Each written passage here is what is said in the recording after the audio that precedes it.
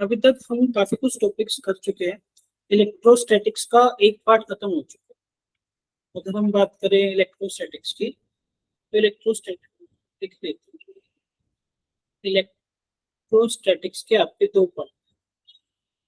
One is जिसमें आप fields, charges, forces, इन सब के बारे में। आपके पास भी एडमिट करने की परमिशन है क्या? आप जितने मीटिंग में हो आपके पास एडमिट करने की परमिशन है? No sir. तो फिर नहीं है, बार बार मुझे वहां पे जाना पड़ेगा।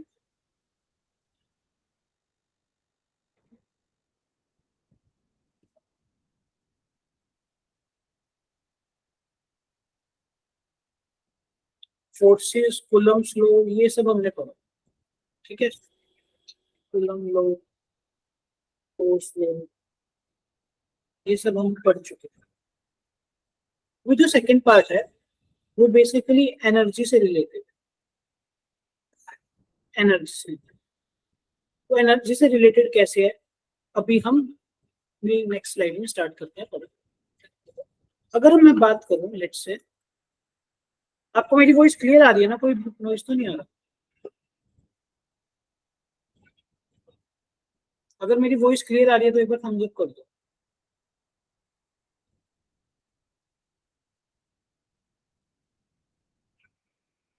लेट्स से अगर हमारे पास दो बॉडीज है, one is body one, second is body two. ये कैसी भी बॉडीज हो सकती है, ठीक है। और मैंने बोला इन दो बॉडीज के बीच में ना इंटरेक्शन हो रही है। इन दो बॉडीज के बीच में इंटरेक्शन हो रही है। अब जब हम बात interaction,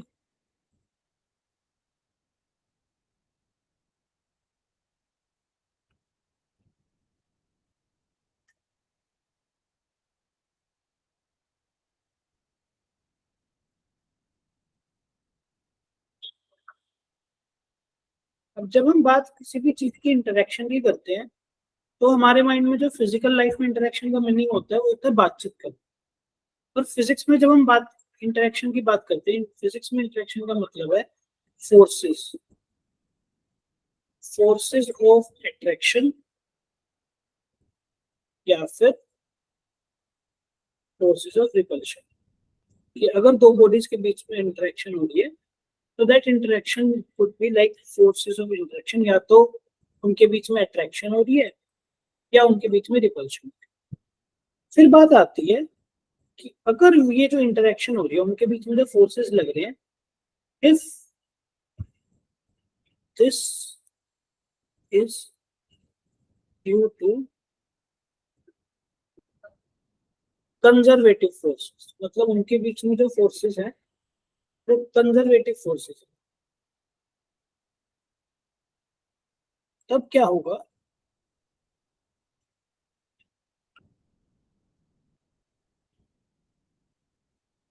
there exist potential energy of two bodies. तो उनके बीच में पोटेंशियल एनर्जी एग्जिस्ट करेगी। जैसे अभी हम एग्जांपल की बात करें, हमने बोला कि दो चार्जेस हैं, छोड़ो 11th क्लास में चलते हैं, दो मासेस हैं, हमने बोला इनके बीच में इंटरेक्शन है, that is forces of attraction या फिर रिपल्शन। अगर दो मासेस हैं तो मुझे बताओगे कि उनके बीच में फोर्सेस ऑफ अट्रैक्शन होगा या फोर्सेस ऑफ रिपल्शन होगा? दो मासेस, अट्रैक्शन होगा। और ये अट्रैक्शन, जो फोर्सेस ऑफ अट्रैक्शन है, ये किसकी वजह से है? ग्रेविटेशनल फोर्स की वजह से। Gravitational force. अब ग्रेविटेशनल फोर्स हमारा कंजर्वेटिव फोर्स होता है, तो हम बोलते हैं कि दो मासेस के बीच में कुछ पोटेंशियल एनर्जी एग्जिस्ट करते हैं जिसको हम बोलते हैं ग्रेविटेशनल पोटेंशियल एनर्जी। अब इस चीज को हम एक बार रिवाइज करते हुए थोड़ा दोबारा आगे बढ़ेंगे अपने टॉपिक। सबसे पहली बात हमने बात करी कि अगर फोर्सेस कंजर्वेटिव है, मतलब this is the star mark condition, कि फोर्सेस का कंजर्वेटिव होना जरूरी है तभी उनके बीच में पोटेंशियल एनर्जी एग्जिस्ट करेगी। अब सवाल आता है व्हाट आर कंजर्वेटिव फोर्सेस, ये कंजर्वेटिव फोर्सेस एग्जैक्टली है क्या। सो टॉपिक इज कंजर्वेटिव। अभी जो मैं शुरू का 5 या 10 15 20 मिनट कराऊंगा ये थोड़ा थियोरेटिकल रहेगा, पर प्रॉपर इंपॉर्टेंट चीज ये है कि जितना कुछ भी अभी 15-20 मिनट में पढ़ाया जाएगा इसके बेसिस पे पूरा का पूरा चैप्टर बेस्ड है। अगर आपने ये कंक्लूसिव थ्योरी पढ़ ली तो पूरा चैप्टर आपको इजी लगे, न्यूमेरिकल्स करने में मजा आए। ठीक है, तो ये थोड़ा बोरिंग लगने वाला है क्योंकि थ्योरेटिकल है। मैंने आपको क्या करा, शुरू में मैं सारा थ्योरी आपको बता दूंगा ताकि आपको न्यूमेरिकल्स करने में प्रॉब्लम हो। बात आती है व्हाट आर कंजर्वेटिव फोर्सेस। तो सिंपली सी बात है, conservative forces are those forces work done by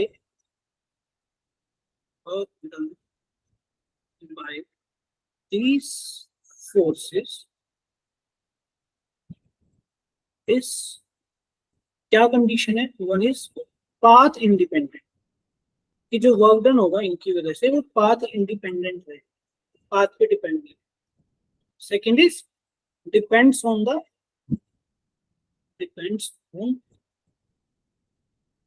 initial and final position. Initial और फाइनल पोजीशन पे ही डिपेंड करेगा, पाथ से इंडिपेंडेंट है। अगर मैं बात करूं एग्जांपल्स की, what are the examples of conservative forces.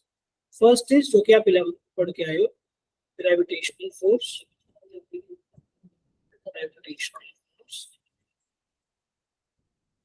और दूसरा कोई बता सकता है दूसरा एग्जांपल कंजर्वेटिव फोर्स का। इलेक्ट्रोस्टैटिक। उसके अलावा अभी क्योंकि इलेक्ट्रोस्टैटिक में आया नहीं, मैंने मतलब अभी स्टार्ट 11 से करूँ। स्प्रिंग फोर्स कंजर्वेटिव होता है नहीं होता? होता है सर। सिमिलरली अगर मैं बात करूं नॉन कंजर्वेटिव फोर्सेस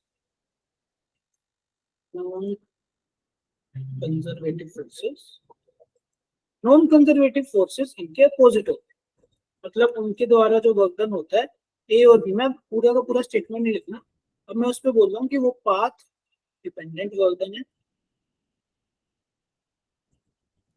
तो जो वर्क डन है doesn't depend only on initial and final position, मतलब सिर्फ इनिशियल और फाइनल पोजीशन पे डिपेंड नहीं करता, इनिशियल एंड फाइनल पोजीशन की जो डिपेंडेंसी है वो पाथ के ऊपर डिपेंड करता है।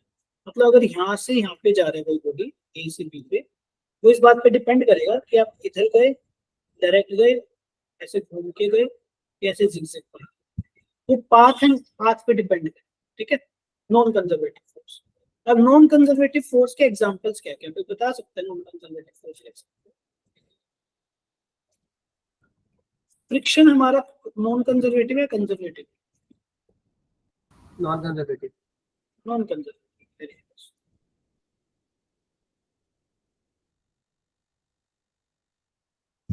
ठीक है, उसके बाद टेंशन इन स्ट्रिंग, अगर किसी रस्सी में टेंशन प्रोड्यूस हो रही है कंजर्वेटिव है non conservative? Non conservative. Non conservative, tension in string. अभी ये जो कंजर्वेटिव और नॉन कंजर्वेटिव की मैंने आपको डेफिनेशन दी है, ये डेफिनेशन से इतनी क्लियर नहीं होती, उनको डेफिनेशन से मतलब तो समझ में आ रहा है कि वर्कडन जो है पाथ इंडिपेंडेंट है, पार्ट डिपेंडेंट है, पर वो फील नहीं आती इस चीज। इसके लिए अगर आपको याद हो, मैंने आपको क्लास में कराई थी एक चीज, तो क्या कराया था, लेट्स से ये मेरा ग्राउंड है, ठीक है, तो लेट्स से एक बिल्डिंग है, ठीक है, इसके साथ में एक और बिल्डिंग है, पर कहानी क्या है कि यहाँ पे एक इंक्लाइन प्लेन बना है, ठीक है। अभी मान लो दोनों की हाइट सेम है, एच, यहाँ पे एच है। अगर मैंने यहाँ पे एक बॉल को ड्रॉप कर दिया, रिलीज कर दिया, तो ये बॉल नीचे आएगी, बिल्कुल नीचे आएगी, ये बॉल यहाँ पे आ जाएगी। अब मैं बोलूँ कि इस पूरे प्रोसेस में वर्क डन बाय ग्रेविटी कितना हुआ है, वर्क डन बाय ग्रेविटी हुआ mg h, क्योंकि mg नीचे लग रहा है तो डिस्प्लेसमेंट भी नीचे है, तो वर्क डन आया mg। सिमिलरली मैं एक बॉल को यहाँ से ड्रॉप करूँ और मैं इंक्लाइन प्लेन पे ड्रॉप करूँ, इस इंक्लाइन प्लेन की लेंथ है एस, लेट्स से एंगल है थीटा। तो अगर बॉल यहाँ से घिसटते घिसटते घिसटते घिसटते नीचे आई, assuming this is to be frictionless, ये मेरा फ्रिक्शनलेस है, तो अब ग्रेविटी का वर्क कितना होगा वो बता सकते हो? सर सेम रहेगा। सेम रहेगा, पर कहानी तो ये है कि यहाँ पे डिस्प्लेसमेंट तो चेंज करती है, पर हम बोलते हैं वर्क डन एक्चुअली क्या होता है मेरा, फोर्स डॉट डिस्प्लेसमेंट। फोर्स हमारा लग रहा है नीचे एम जी और डिस्प्लेसमेंट हो रही है ऐसे, तो मैं बोलूंगा F that is M G, displacement कितना है एस, और एंगल कितना दोनों के बीच में कोस ऑफ थीटा। अगेन अगर मैं वैल्यूज पुट करूंगा कोस ऑफ थीटा की, कोस होता है base upon hypotenuse, base is my H, hypotenuse is S, S से एस कट गया, C is equal to M G. ठीक है, तो जो वर्क डन आया कंजर्वेटिव फोर्स को पाथ इंडिपेंडेंट आ रहा है, चाहे मैं उसको सीधा घेर रहा हूँ या इंक्लाइन पे। एक सेकंड बात आता है कि कंजर्वेटिव फोर्सेस में फोर का conservative forces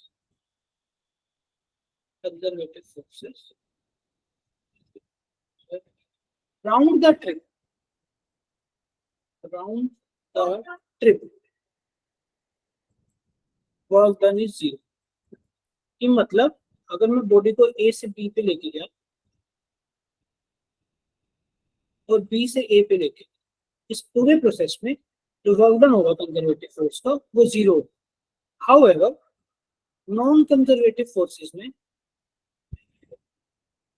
non conservative forces में राउंड द ट्रिप ए से बी गया और फिर बी से ए आया, work done round trip is not equal to. अब ये जो मैंने स्टेटमेंट दिया इसको समझ भी लेते हैं, जरा ध्यान से देखो। अगर मैंने बॉल को नीचे ड्रॉप करा, बॉल यहाँ पे आ रही, वर्क डन बाय ग्रेविटी कितना है प्लस एम जी एच।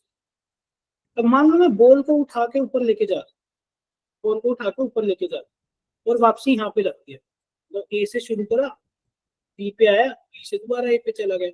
अब वर्क डन बाय ग्रेविटी कितना होगा, डिस्प्लेसमेंट कहाँ हो रही है ऊपर की तरफ, ग्रेविटी कहाँ लग रही है नीचे की तरफ, तो वर्क डन बाय ग्रेविटी क्या होगा माइनस एम जी एच, तो टोटल वर्क डन आ जाएगा जी। तो एक क्लोज्ड ट्रिप में मतलब ए से बी गया फिर बी से ए गया, work done by gravity zero, मैं बोल सकता हूँ work done by conservative force. अब सिमिलरली चेक कर लेते हैं non conservative force. Let's say ये मेरा ग्राउंड है, ठीक है। अभी मैं क्या कर रहा हूँ, एक बॉडी को, ये मेरी बॉडी है ए, तो मैं यहाँ से लेके यहाँ तक लेके गया, पोजीशन 1 से पोजीशन 2 तक लेके गया इधर। अब जब मैं इसको इधर लेके जा रहा हूँ, फ्रिक्शन लग रहा है इधर, फ्रिक्शन लग रहा है इधर, तो मैं इस लेट से डिस्टेंस है 5 मीटर का और लेट से फ्रिक्शन लग रहा है मेरा 5 मीटर। तो जब मैं यहाँ से इसको यहाँ लेके गया तो वर्क डन बाय फ्रिक्शन कितना होगा माइनस का 25 जूल, क्योंकि डिस्प्लेसमेंट जो है इधर, फोर्स लग रहा है इधर। अब मैं जब उसको यहाँ पे ले आया पोजीशन पे, अब मैं उसको वापसी पोजीशन 1 पे लेके जा रहा हूँ, मैं उसको वापसी पोजीशन 1 पे लेके जा रहा हूँ, लेट्स से अब तो फ्रिक्शन अपोजिट डायरेक्शन में लगेगा, तो 5 न्यूटन का फ्रिक्शन का फोर्स इधर लगेगा फ्रिक्शन। अब डिस्प्लेसमेंट होगी यहाँ से लेके यहाँ तक, अब वर्क डन कितना आया अगेन माइनस 25 जूल, तो वर्क डन किसके बराबर आया माइनस 50 जूल, तो दोनों को ऐड करते हैं, तो work done is not equal to zero. अगर हमारे पास नॉन कंजर्वेटिव फोर्सेस हैं तो राउंड द ट्रिप मतलब ए से बी पे गए, बी से ए पे आए, वर्क डन जो है नॉन जीरो रहेगा, ये हमारा नॉन कंजर्वेटिव फोर्स। तो अभी तक हमने क्या क्या देखा, कंजर्वेटिव फोर्स क्या होते हैं, नॉन कंजर्वेटिव फोर्स क्या होते हैं। तो अगर हमारे पास कंजर्वेटिव फोर्स है तो कंजर्वेटिव फोर्सेस के होने की वजह से हमारे पास पोटेंशियल एनर्जी एग्जिस्ट करेगी। तो हम बात करते हैं what is potential energy. Potential energy, potential energy की बात करें, potential energy for A system of bodies, for a system of bodies, potential energy existence में कम आती है जब दो बॉडीज इंटरेक्ट करती है। तो अगर मैं बोल रहा हूँ एक ही बॉडी है, सिर्फ एक बॉडी है, वो किसी के साथ इंटरेक्ट ही नहीं कर रही, तो कोई पोटेंशियल एनर्जी एग्जिस्ट नहीं करेगी। Potential energy is basically the interaction energy, जब बॉडीज आपस में इंटरेक्ट करती। For a system of bodies, अब वो सिस्टम ऑफ बॉडीज दो भी हो सकती है या दो से ज्यादा भी हो सकती है, दो से ज्यादा। Potential energy for a system of bodies is actually a part of internal energy. A part of internal energy. Internal energy का part is a part of internal energy due to interaction of bodies. क्योंकि bodies आपस में interaction करती है। अब इसमें मैं highlight कर रहा हूँ क्या क्या समझने वाला। एक के पार्ट ऑफ इंटरनल एनर्जी है और एक किस वजह से एग्जिस्ट कर रही है, ड्यू टू इंटरेक्शन। और इंटरेक्शन किसके बीच में, सिस्टम ऑफ बॉडीज के। जैसे हम बोलते हैं कि नहीं, अभी तो इलेक्ट्रोस्टैटिक मैंने पढ़ा है नहीं, ठीक है, अभी चलते हैं आगे। किसी और कोई अभी तक कोई डाउट हो तो मुझसे पूछ लो, वरना हम आगे बढ़ेंगे। हेलो हेलो, ठीक है।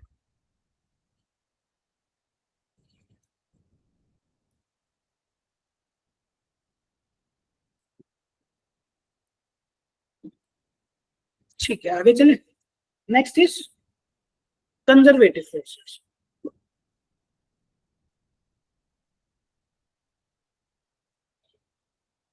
कंजर्वेटिव फोर्सेस, अगर दो बॉडीज के बीच में कंजर्वेटिव फोर्सेस एक्सिस्ट करते हैं तो कंजर्वेटिव फोर्सेस क्या करना चाहेगा, will always try to decrease the potential energy, to decrease the potential energy of system.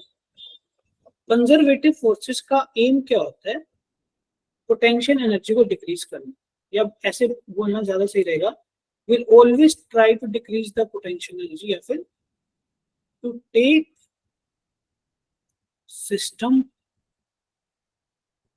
into position of minimum potential energy। इस चीज को समझते हैं कि कंजर्वेटिव फोर्सेस हमेशा सिस्टम को मिनिमम पोटेंशियल एनर्जी की पोजीशन में लेके जाना चाहिए। अब एक एग्जांपल से समझ लेते हैं इसको। जैसे अगर हम आप लोगों ने स्प्रिंग मास सिस्टम का सिस्टम पढ़ा है, let's say spring mass system है, मैंने उसको एक्सटेंड कर दिया, ये मेन पोजीशन थी, अब मैंने उसको खींच दिया, इधर की तरफ खींच दिया, एक्स डिस्प्लेस्ड। अब मुझे एक बात बताओ, अगर ऐसी पोजीशन है तो जो फोर्स लगेगा वो लेफ्ट साइड लगेगा राइट साइड लगेगा, स्प्रिंग फोर्स लेफ्ट साइड लगेगा राइट साइड लगेगा, लेफ्ट साइड लगेगा ना, वो उसको इधर लेके जाना चाहेगा। मतलब ये मेन पोजीशन थी, लेट्स से ये मेन पोजीशन है, अब मैंने उसको खींच दिया एक्स डिस्टेंस, तो स्प्रिंग फोर्स के एक्स इधर लगेगा। अब देखो पोटेंशियल एनर्जी क्या होती है, हाफ ए एक्स। स्प्रिंग फोर्स एक्चुअली क्या करना चाह रहा है, एक्स को डिक्रीज करना चाह रहा है, और आप ध्यान से देखो स्प्रिंग फोर्स के एक्स इधर की तरफ लग रहा है, जो स्प्रिंग के अंदर डेवलप हुआ वो एक्स को डिक्रीज करना चाह रहा है। अगर एक्स को डिक्रीज करना चाह रहा है बेसिकली, वो पोटेंशियल एनर्जी को डिक्रीज करना चाह रहा है। ठीक है, इसको एक और मेथड से भी समझ सकते हैं। देखो लेट्स से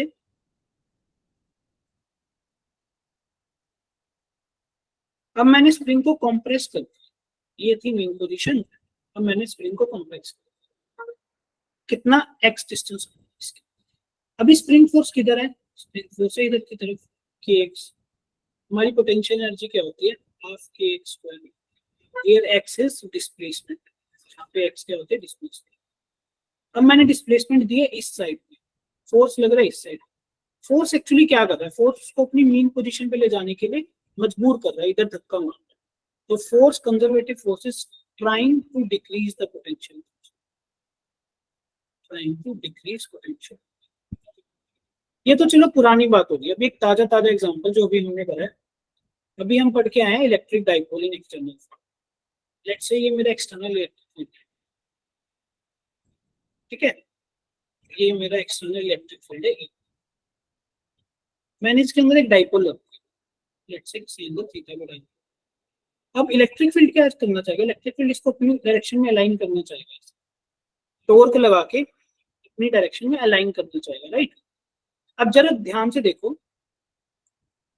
अगर मेरा डाइपोल ऐसे हो जाए,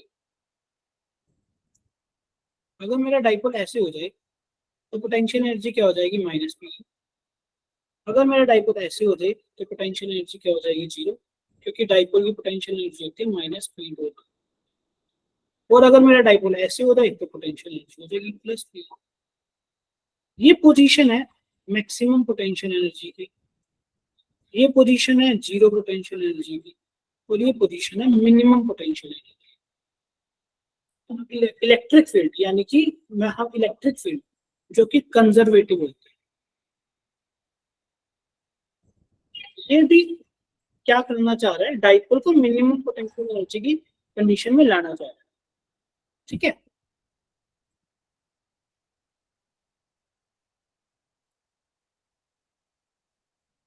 सो अभी तक जो मैंने स्टेटमेंट बोली थी, dipole conservative force always tries to break the system in the position of minimum potential energy, वो मिनिमम पोटेंशियल एनर्जी की सिचुएशन या फिर पोजीशन में लाना चाहते हैं। उसके बाद लेट्स से डेल्टा यू क्या मैं डिफाइन कर रहा हूँ, मान लो कोई एक बॉडी है, वो बॉडी कैसे भी हो सकती है, वो किसी एक पोजीशन में थी, उसको मैंने बोल दिया इनिशियल पोजीशन, आई को मैं बोल रहा हूँ इनिशियल पोजीशन, ठीक है, तो एफ को मैं बोल रहा हूँ फाइनल पोजीशन।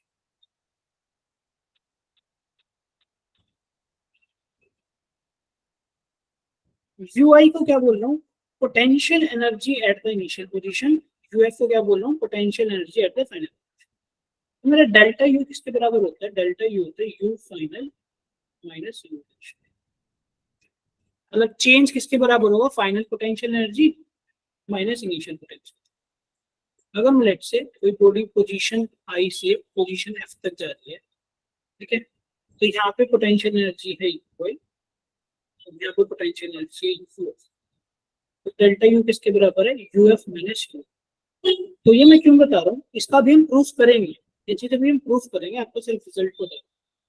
तो ऐसे बोलना जाता है work done from position 1 to position F, initial position से फाइनल पोजीशन तक जाने का जो वर्क डन होगा by conservative force is equal to minus के delta, work done from initial position to final position by external agent is equal to delta. ये अभी हम प्रूफ करेंगे और इसको डिटेल में समझेंगे, ठीक है। तो इस मैं एक एडमिट करूँगा,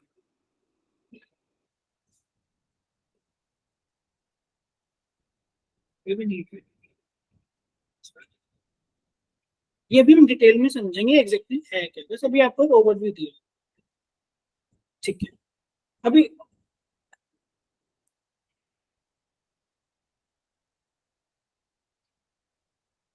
ठीक है, नेक्स्ट इज, मैंने बोला कि हमारा जो कंजर्वेटिव फोर्स है,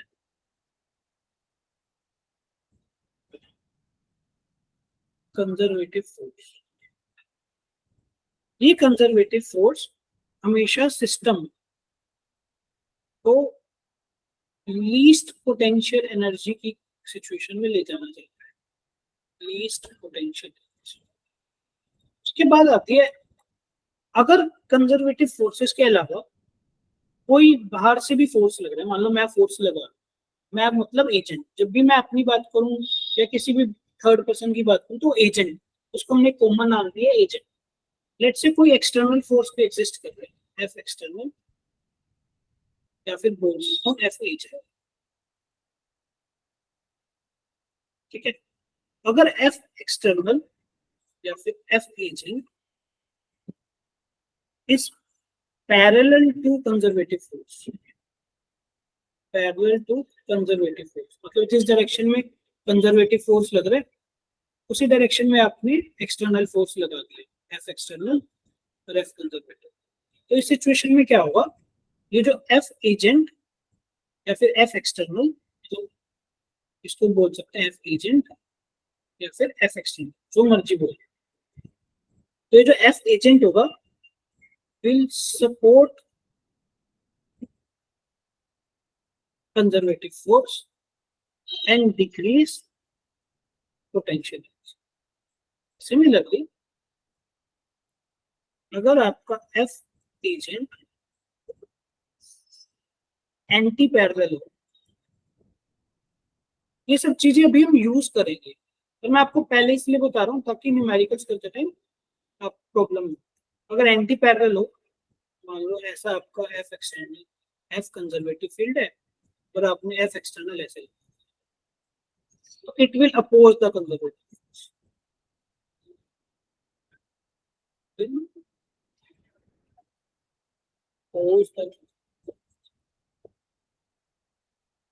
अभी तक जितना पढ़ा है उसमें कोई डाउट है तो बता दो, और समझ आ गया तो थम्स अप कर दो।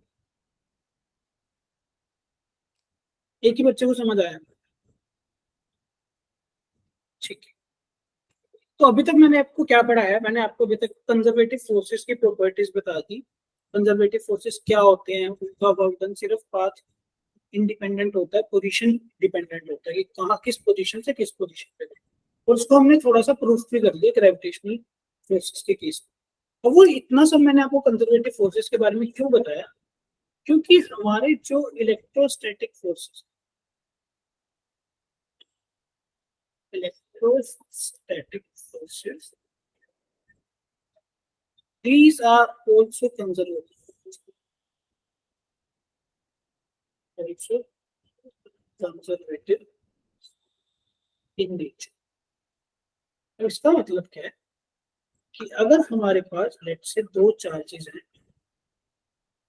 प्लस Q1 प्लस Q2, या सिंपली Q1 Q2 भी बोल सकते हैं, वो जो दो चार्जेस हैं ये चार्जेस आपस में इंटरेक्शन करेंगे यहाँ मैं प्लस हटा रहा हूँ, लेट से Q1 और Q2 है, कुछ भी हो सकता है।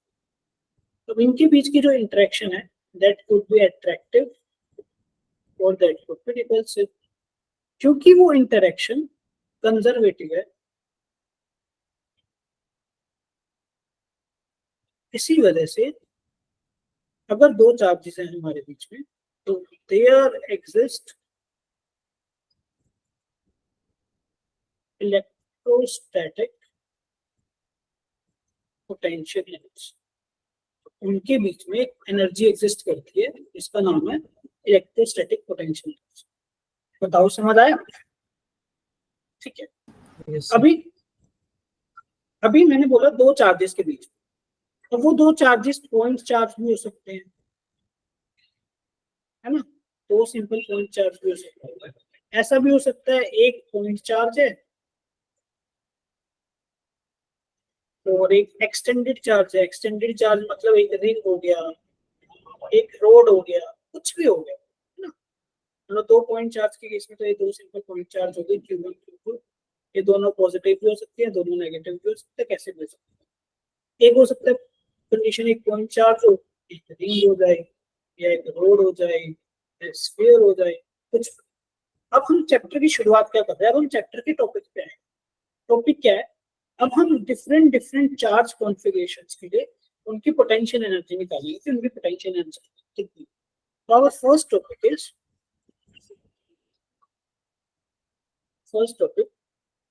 Potential energy, potential energy for a pair of two point charges. कि आपके पास अगर दो पॉइंट चार्जेस हैं और उनके बीच में कुछ डिस्टेंस है r, तो उनकी कितनी पोटेंशियल एनर्जी है, अगर वो आपस में इंटरेक्ट कर रहे हैं तो उनकी कितनी पोटेंशियल एनर्जी है। लेट्स से मेरे पास दो चार्जेस हैं, फॉर सिंपलिसिटी अभी मैं दोनों को पॉजिटिव नहीं, plus Q1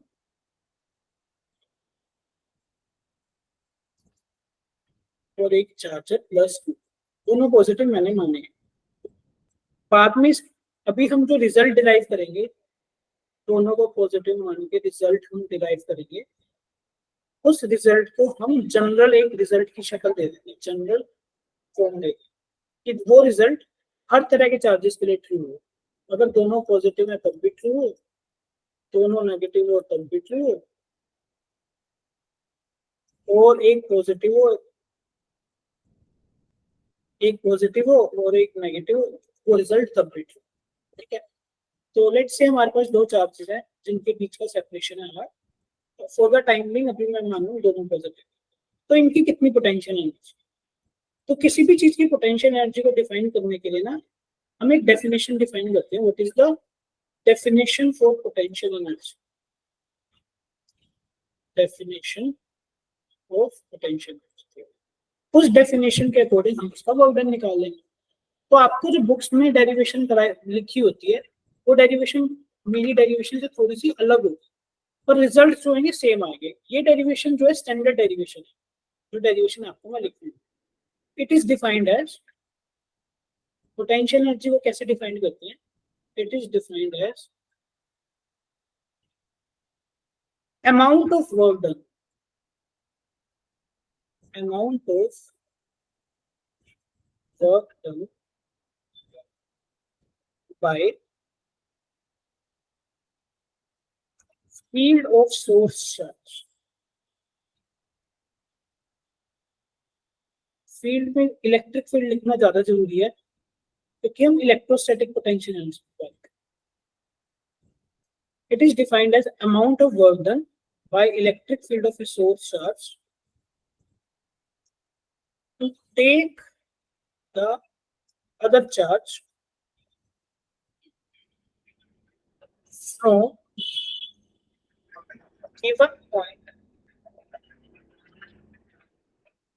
to reference point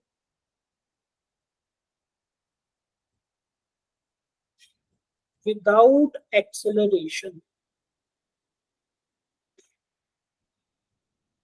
without acceleration. अब इस चीज को समझते हैं स्टेप बाय स्टेप। सबसे पहली बात, पोटेंशियल एनर्जी आ कहां से रही है, बिकॉज पोटेंशियल एनर्जी आपने पढ़े it is the stored energy. अगर आपने कभी भी पोटेंशियल एनर्जी को 11th में थोड़ा पढ़ा, this is the stored energy. Energy store हो जाती है सिस्टम में। किस वजह से होती है, वर्क डन की वजह से स्टोर होती है। जैसे अगर मैं स्प्रिंग को कंप्रेस करूंगा, स्प्रिंग को मैं कंप्रेस करूंगा तो मैं कुछ ना कुछ वर्क डन कर रहा हूँ सिस्टम के ऊपर, और वो वर्क डन स्टोर हो रहा है इन द फॉर्म ऑफ पोटेंशियल। ऐसे ही अगर मैं स्प्रिंग को एक्सटेंड कर रहा हूँ, अगर मैं स्प्रिंग को एक्सटेंड करूँ तो मैं सिस्टम पे वर्क डन कर रहा हूँ, that work done is stored in the form of potential energy. ठीक है, सिमिलरली इलेक्ट्रोस्टैटिक पोटेंशियल एनर्जी में भी हम वर्क डन के टर्म्स में डेफिनेशन को एक्सप्लेन करते हैं। वो कैसे करते हैं, it is defined as amount of work done, मैं अंडरलाइन कर रहा हूँ जो चीज काम की है, अमाउंट ऑफ वर्क डन। अब आपकी बुक्स में गिवन होगा by agent, amount of work done by agent. मैंने बोला amount of work done by electric field, लेकिन मैं कैसे डिफाइन कर रहा हूँ, amount of work done by electric field of source charge to take that source charge to take the other charge. मतलब मान लो लेट्स से मैं इसको सोर्स चार्ज मान लूं, इसको फिक्स मान, ये मेरा सोर्स चार्ज, ये सोर्स चार्ज का जो स्पेस में फील्ड होगा, इसका खुद का फील्ड होगा। इस इलेक्ट्रिक फील्ड की ये जो इलेक्ट्रिक फील्ड है, ये क्या कर रहा है, to take the other charge, to take the another charge, ये चार्ज आएगा from given point to reference point without acceleration. Let's say ये गिवन पॉइंट है, यहाँ पे रखा हुआ है, इस पॉइंट से रेफरेंस पॉइंट पे लेके जाना है। अब रेफरेंस पॉइंट क्या होता है, ये एक नई टर्म आ गई। रेफरेंस पॉइंट वो होता है where potential energy is assumed to be zero। और आपने 11th में पढ़ा होगा कि पोटेंशियल एनर्जी को डिफाइन करने के लिए हम एक रेफरेंस चूज करते हैं, है ना। पोटेंशियल एनर्जी रेफरेंस फ्रेम पे डिपेंड, रेफरेंस पॉइंट पे डिपेंड करती है, और हम जनरली अपना रेफरेंस इंफिनिटी पे मानते हैं, जहां पे potential energy is assumed to be zero। कि हमें क्या करना है, ये जो सोर्स चार्ज है, ये सोर्स चार्ज जो कि फिक्स्ड है, ये सोर्स चार्ज जो कि फिक्स है, इसका इलेक्ट्रिक फील्ड कितना वर्क डन कर रहा है किस चीज में, इस Q2 चार्ज को इंफिनिटी तक ले जाने में विदाउट एक्सेलरेशन, विदाउट एक्सेलरेशन वो पोटेंशियल एनर्जी होगी। अब इस चीज को जरा ध्यान से समझो। लेट्स से एक चार्ज मेरा Q1 है जिसको मैंने सोर्स चार्ज माना और जिसको फिक्स मिला, इसके अगेंस्ट एक Q2 चार्ज है। अब देखो जरा ध्यान से, ये Q1 चार्ज ये भी पॉजिटिव है, ये भी पॉजिटिव है, ये चार्ज इसको इधर धक्का मारेगा, इनके बीच का डिस्टेंस थोड़ा बढ़ गया, पर ये इसको यहाँ पे भी धक्का मारेगा। वो बात अलग है, डिस्टेंस बढ़ गया, फोर्स कम हो गया, लेकिन धक्का तो मारेगा।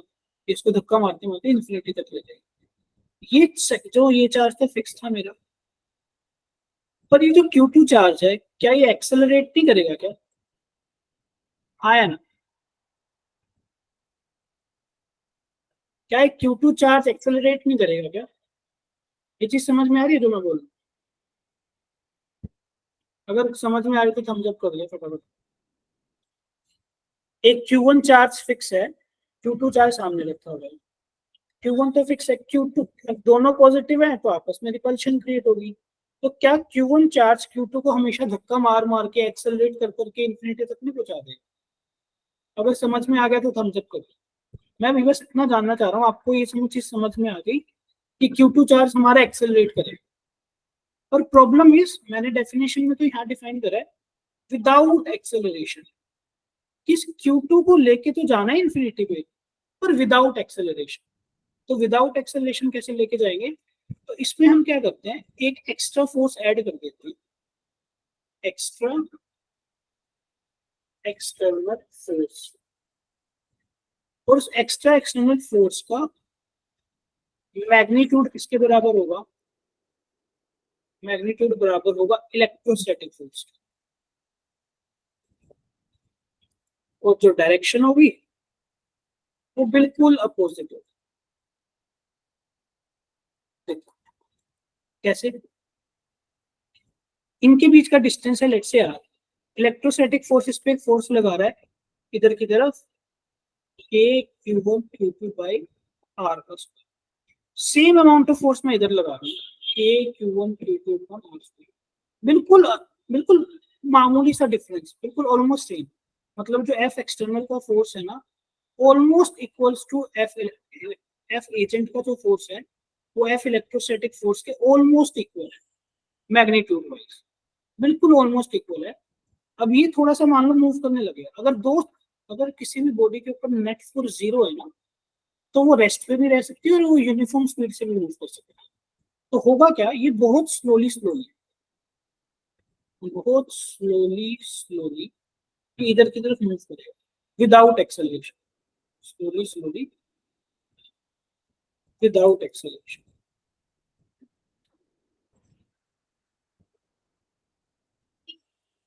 इसको आप ऐसे समझ सकते हो कि कोई चीज इधर की तरफ भाग रही है, कोई चीज ऐसे भाग रही है, आप बस उसको हल्के से पकड़ के रख रहे हो, क्यों भागे ना, बस बहुत स्लोली स्लोली ऐसे मूव कर रही है। इसको मैं थोड़ा विजुअल आपको दिखा सकता हूँ कि लेट्स से एक चीज ऐसी है और ये ऐसे भाग रही है, आप क्या कर रहे हो,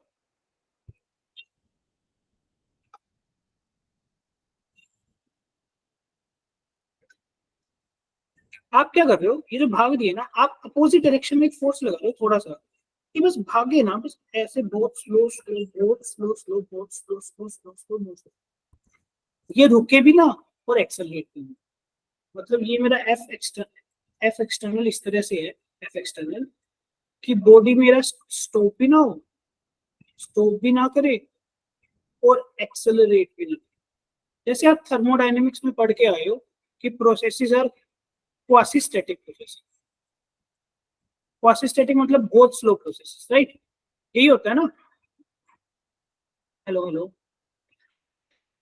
हेलो, अगर ये याद है तो बता दो, थम्स अप कर दो कि प्रोसेस, कोई भी प्रोसेस हो रहा हो बहुत slow slow slow slow slow slow slow slow process होता है।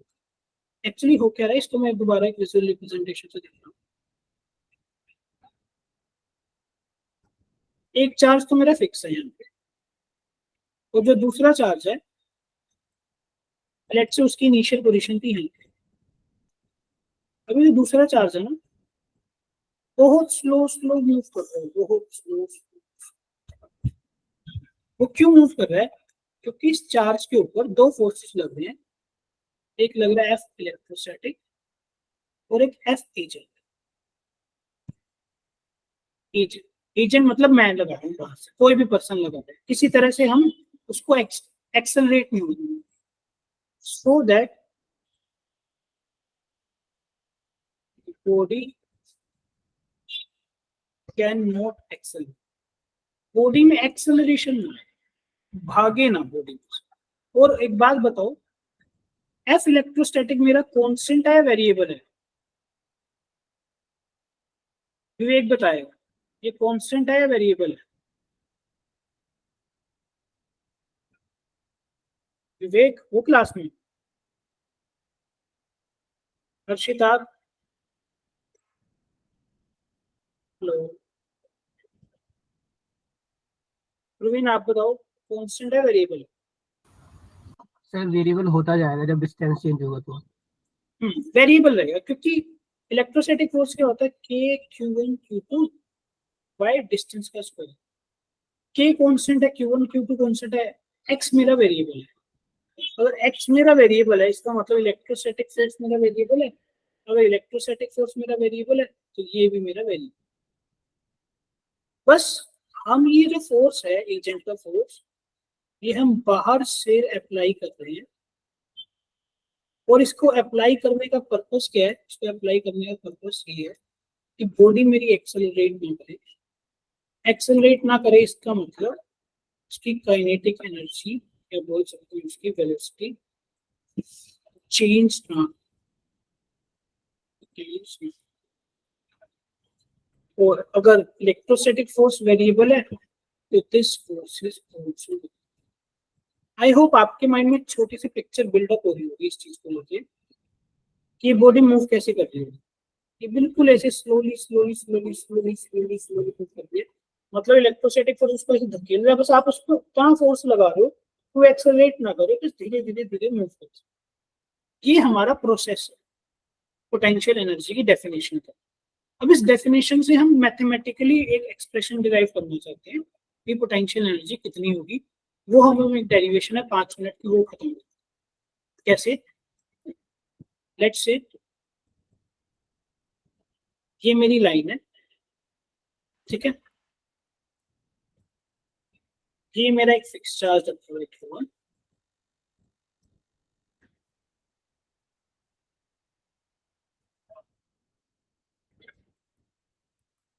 ये मेरा एक फिक्स चार्ज, ये है क्यू। इसके सामने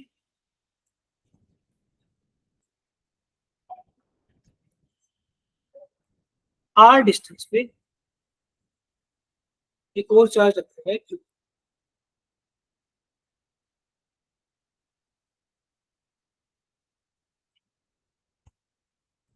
क्यू एम क्या है? एम हमारा क्या है? इन दोनों के बीच की पोटेंशियल एनर्जी, पोटेंशियल एनर्जी को फाइंड आउट कैसे करेंगे? From definition. डेफिनेशन क्या कहती है कि जितना वर्क डन होगा आर डिस्टेंस से इंफिनिटी तक ले जाने में, और वो वर्क डन किसका होगा? Electric field. इलेक्ट्रिक फील्ड, जितना इलेक्ट्रिक फील्ड वर्क डन करेगा उतनी ही इनकी पोटेंशियल एनर्जी। चलो देखते हैं। अब क्योंकि ये बॉडी मेरी एक्स भागना चाहेगी, तो मैं क्या क्या लगा रहा हूँ इस पे? एक तो इस पे इधर की तरफ लग रहा है इलेक्ट्रोस्टैटिक फोर्स, और एक इधर की तरफ लग रहा है एफ एजेंट। मैं लगा रहा हूँ ताकि वो धीरे धीरे धीरे मूव करे। अब ये तो डिस्टेंस मैंने मान लिया उनके बीच का, ये है उनकी इनिशियल पोजीशन, ये है इनिशियल पोजीशन। पर जब हम फिजिक्स में बात करते हैं, फिजिक्स में हम कोई भी डेरिवेशन, कोई भी रिजल्ट निकालते हैं, हम कोई भी जनरल पॉइंट ले लेते हैं। जनरल पॉइंट मतलब किसी भी एक्स डिस्टेंस पे मैंने इस बॉडी को ले लिया, ये तो फिक्स है। ये मूव करेगा टुवर्ड्स राइट, राइट में मोशन होगा। तो किसी एक्स डिस्टेंस पे इसके ऊपर कुछ इलेक्ट्रोस्टैटिक फोर्स लग रहा है, वो कितना लग रहा होगा, के Q1 Q2 by x square, और इस फोर्स की डायरेक्शन होगी टुवर्ड्स राइट। मान लो इस फोर्स की प्रेजेंस में वो बॉडी कुछ dx मूव कर गई,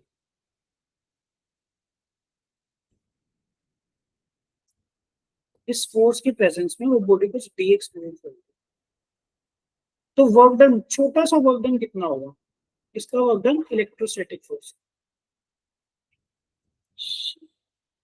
छोटा सा वर्क डन कितना होगा इलेक्ट्रोस्टैटिक फोर्स का, force of electrostatic into dx, और 0 डिग्री, फोर्स भी इधर लग रहा है, डिस्प्लेसमेंट भी इधर हो रही है, तो फोर्स 0 डिग्री मैंने बोल दिया।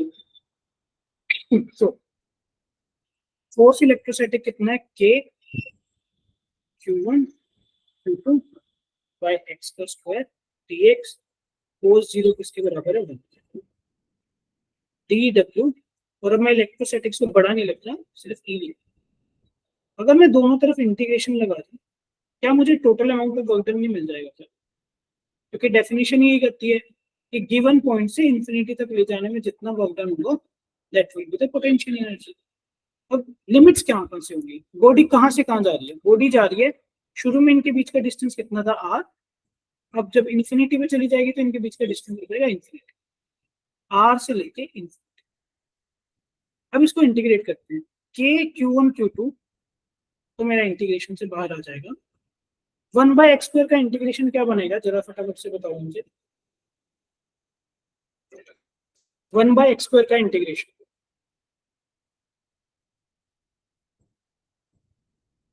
किसी को नहीं आता, ख्वाहिश, खुशबू, साक्षी, हर्षित, चेष्टा,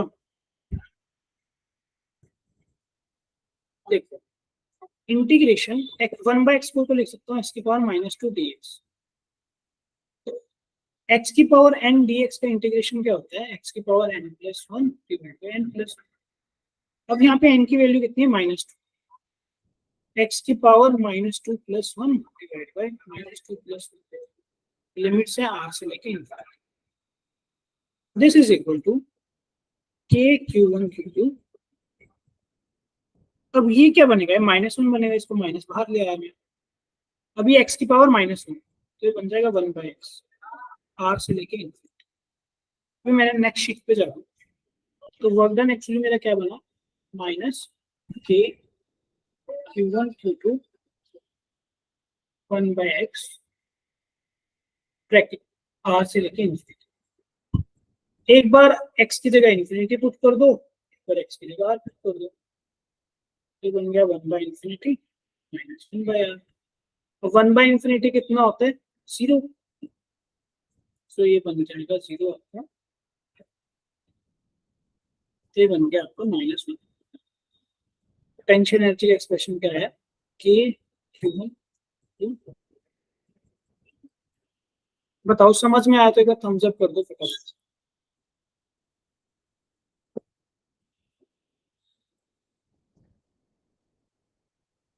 अब क्योंकि हमने ये तो रिजल्ट सिर्फ दो पॉजिटिव चार्जेस के लिए डिराइव करा है, इसको मैं लिख रहा हूँ valid for all the combination of charges,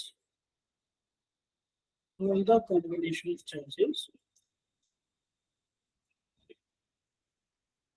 चाहे दोनों चार्जेस आपके प्लस प्लस हो, चाहे तो एक प्लस एक माइनस हो, या दोनों माइनस हो। कहानी ये है, you have to put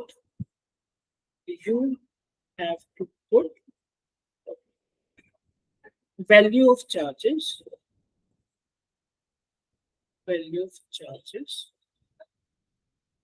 along with sign, आपको साइन के साथ करना, जैसे हम कूलम्ब्स लॉ में करते थे। कूलम्ब्स लॉ में क्या करते थे, अगर हम फोर्स की स्केलर फॉर्म ले रहे हैं तो हम सिर्फ चार्जेस के मैग्नीट्यूड पुट करते थे,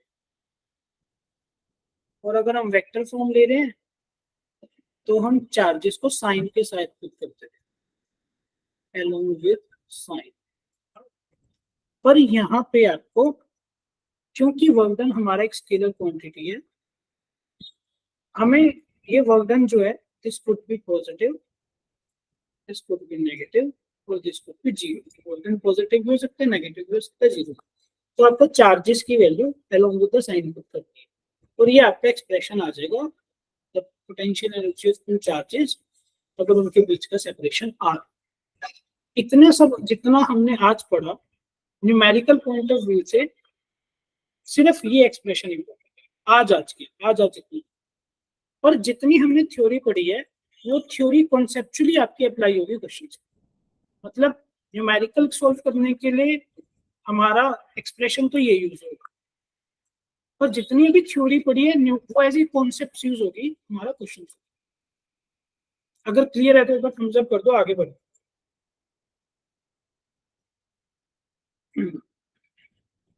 ठीक है, तो अभी हमने क्या रिजल्ट डिराइव करा? अगर हमारे पास दो चार्जेस है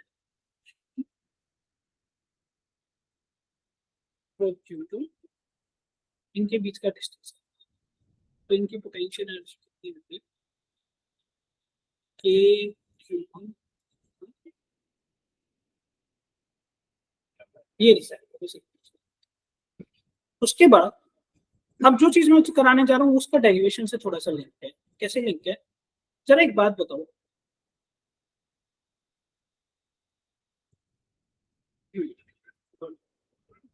जरा ध्यान से देखो इस एक्सप्रेशन, इस एक्सप्रेशन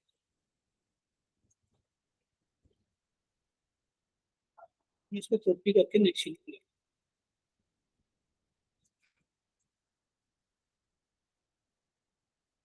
तो जरा ध्यान से देखो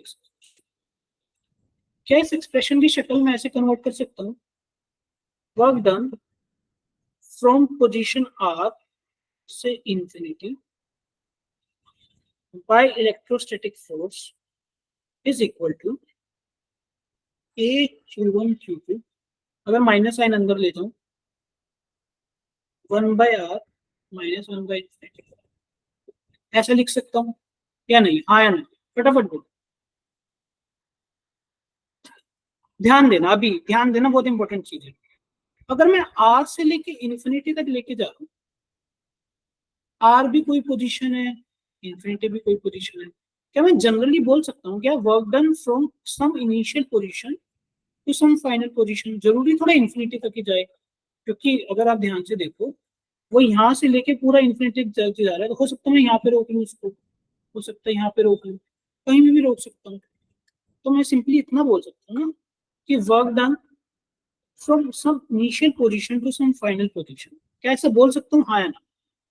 हालांकि मैं डेरिवेशन कर रहा हूँ आर से लेके इन्फिनिटी तक, पर इन बिटवीन मैं उसको इनिशियल पोजीशन से कहीं भी फाइनल पोजीशन तक रोक सकता हूँ। ठीक है, तो मैं इसको कैसे रिप्लेस कर सकता हूँ? Work done from some initial position to some final position is equal to by electrostatic force is equal to K Q1 Q2। Let's say initial position पे डिस्टेंस था r1, फाइनल पोजीशन पे था distance r2। ऐसा भी बोल सकता हूँ, कुछ भी डिस्टेंस हो सकता है, वो इन्फिनिटी भी हो सकता है, वो एक फाइनाइट वैल्यू भी हो सकता है। लेट्स से ये लिख दिया r1 माइनस, ठीक है, ध्यान देना अभी कंफ्यूजन आने वाली है। दोबारा लिख रहा हूँ सेम चीज, work done from initial position से some final position by electrostatic force is equal to K Q1 Q2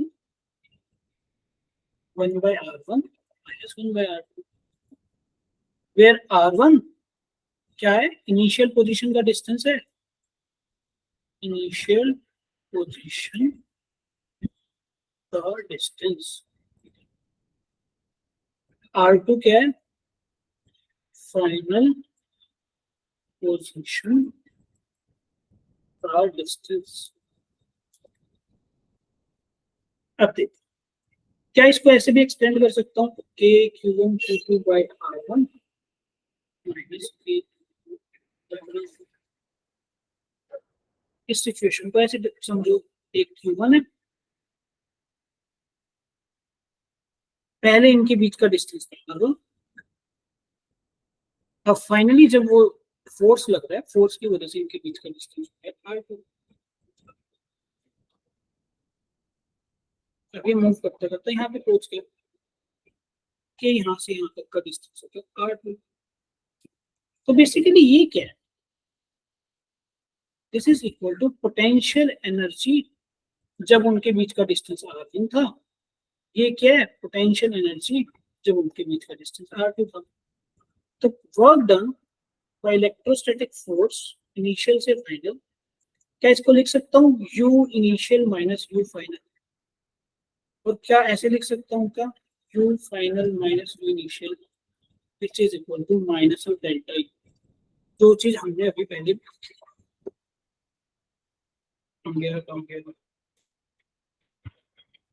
ये work done by conservative force किसी इनिशियल पोजीशन से फाइनल पोजीशन तक ले जाने के लिए which is equal to minus of delta. जो रिजल्ट मैंने आपको यहाँ लिखवाया था वो रिजल्ट मैंने आपको यहाँ प्रूफ करा दिया।